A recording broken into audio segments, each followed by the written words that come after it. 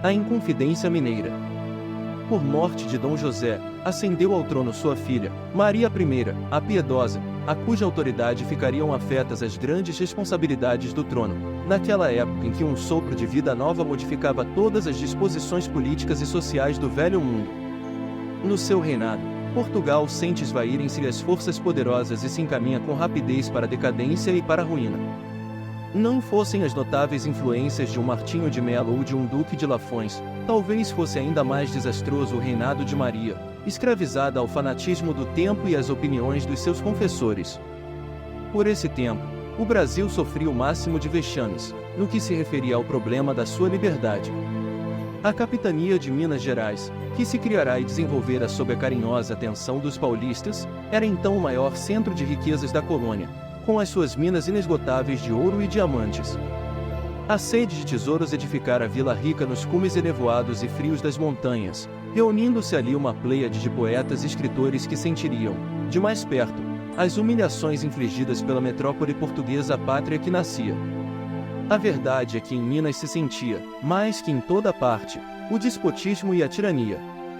O clero, a magistratura e o fisco, juntos aos ambiciosos que aí se estabeleceram, apossavam-se de todas as possibilidades econômicas, presas de criminosa ânsia de fortuna. Os padres queriam todo o ouro das minas, para a edificação das suas igrejas suntuosas. Os membros da magistratura consideravam de necessidade enriquecer-se, antes de regressarem a Portugal, com opulentas aquisições. Os agentes do fisco executavam as determinações da Corte de Lisboa, árvore farta e maravilhosa, onde todos os parasitas da nobreza iam sugar a seiva de pensões extraordinárias e fabulosas. Eram então numerosos na Europa os estudantes brasileiros, os quais de lá voltavam ao país saturados dos princípios filosóficos de Jean-Jacques Rousseau e dos enciclopedistas. A independência da América do Norte e a Constituição Democrática de Filadélfia animam aqueles espíritos, insulados nas montanhas distantes. Por toda a capitania mais rica da colônia, desdobram-se quadros dolorosos da miséria do povo, esmagado pelos impostos de toda a natureza.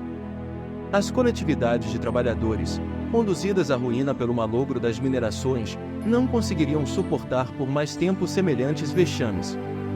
Em Minas, porém, uma elite de brasileiros considera a gravidade da situação. Intelectuais distintos se sentem compenetrados da maioridade da pátria, que, ao seu ver, poderia tomar as rédeas dos seus próprios destinos. Iniciam-se os esboços da conspiração. Depois de algumas conversações em Vila Rica, das quais, entre muitos outros, participaram Inácio de Alvarenga, Joaquim José da Silva Xavier, Cláudio Manuel da Costa e Tomás Gonzaga, conversações em que foram adotadas as primeiras providências, a infiltração das ideias libertárias começou a fazer-se através de todos os elementos da capitania, no que ela possuía de mais representativo. José Joaquim da Maia é enviado à Europa para sondar o pensamento de Thomas Jefferson, embaixador da América do Norte em Paris, e angariar a simpatia dos brasileiros espalhados no velho mundo, para o movimento libertador.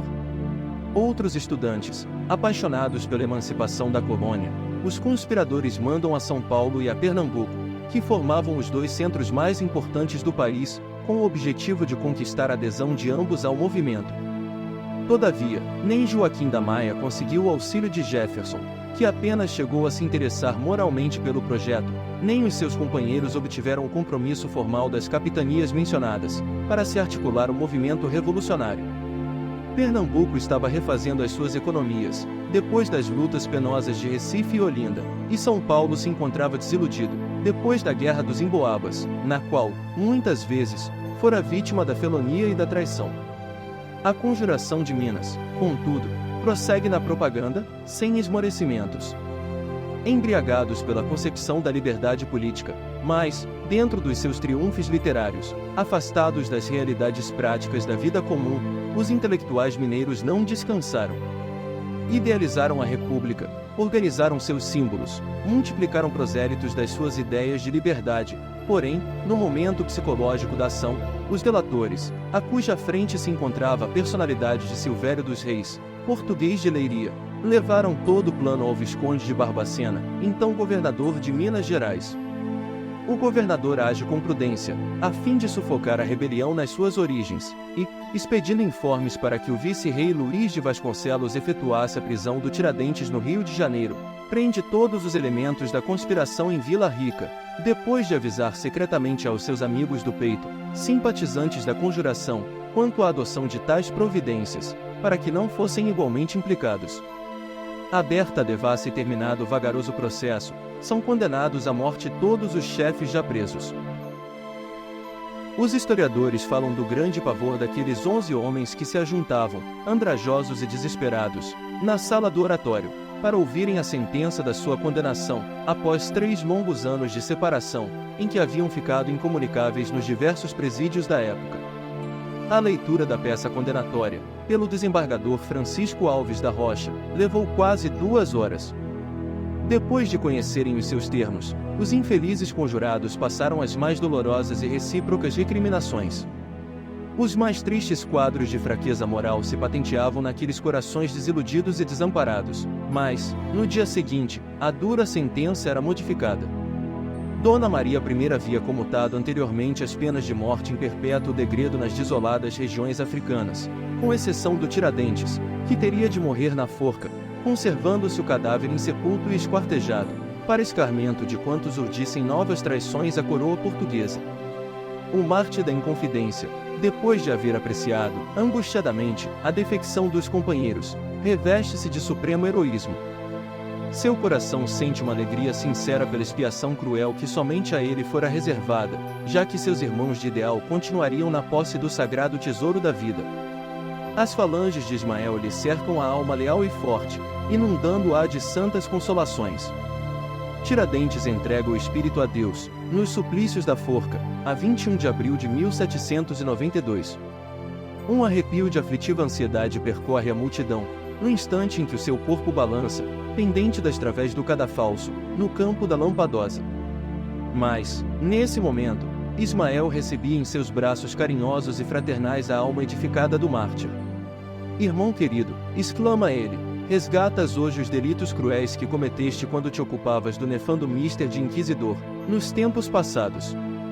Redimiste o pretérito obscuro e criminoso, com as lágrimas do teu sacrifício em favor da pátria do Evangelho de Jesus. Passaras a ser um símbolo para a posteridade, com o teu heroísmo resignado nos sofrimentos purificadores. Qual novo gênio surges, para espargir bênçãos sobre a terra do Cruzeiro, em todos os séculos do seu futuro. Regozija-te no Senhor pelo desfecho dos teus sonhos de liberdade, porque cada um será justiçado de acordo com as suas obras.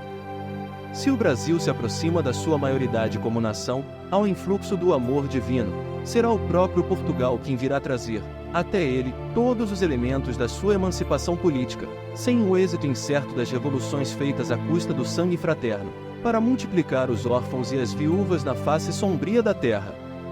Um sulco luminoso desenhou-se nos espaços, a passagem das gloriosas entidades que vieram acompanhar o espírito iluminado do mártir, que não chegou a contemplar o hediondo espetáculo do esquartejamento.